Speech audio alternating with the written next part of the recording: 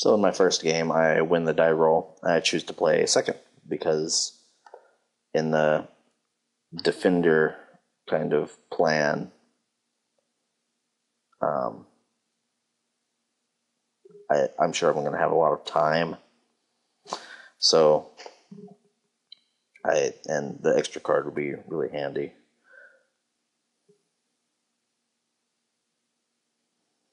Trying the second Overgrown Battlement solidifies my opinion that I should play the Battlement instead of the Beastbreaker next turn, because doing that, then I can drop Beastbreaker and the Battlement the following turn and be able to drop, Polaka Worm if I end up drawing it.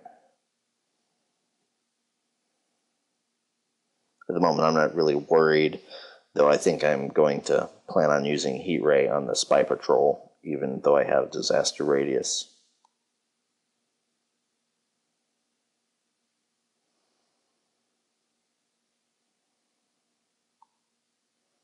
And he keeps leveling it, which is fine with me, because makes my decision easier. I'm able to level Beastbreaker and play Heat Ray, so...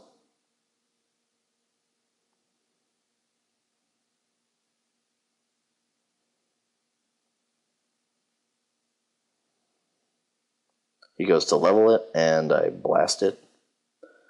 I could choose to not blast it, but the tempo this gains me is gigantic, because I could have played Boulderfoot, but I chose instead to make my dude a 6/6. I wanted to possibly kill something with Boulderfoot, which is not entirely likely, but if he's going to be killing my Beastbreaker next turn and playing a creature, if it's a leveler, then I would have been able to kill it. But he does nothing, so I just swing. And I choose not to play Boulderfoot because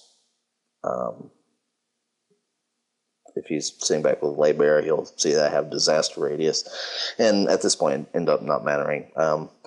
I could trade Beastbreaker for Sphinx and drop Boulderfoot and possibly get him, but I decided to just Disaster Radius and win the game right here because he's got 5 cards in his hand.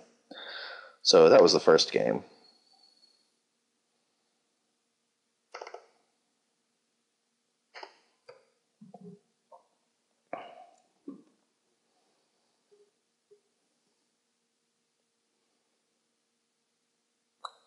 I decide not to really sideboard anything because my deck seems fine against him. I didn't really see anything that would make me want to bring in Spawning Breath. So I kept his hand because it's pretty awesome, actually. I have the option of going with the early Beastbreaker, which is not as good because I'm not on the play.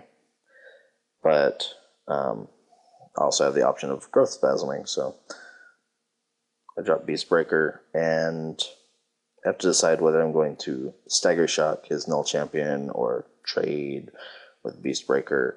And so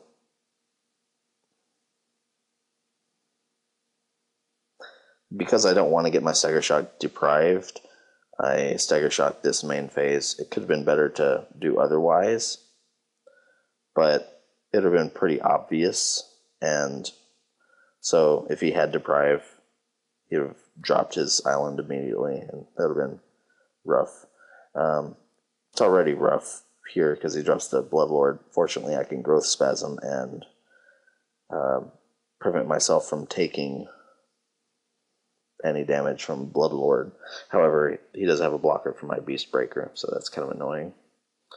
I'm not really worried about Cadaver Imp into Null Champion.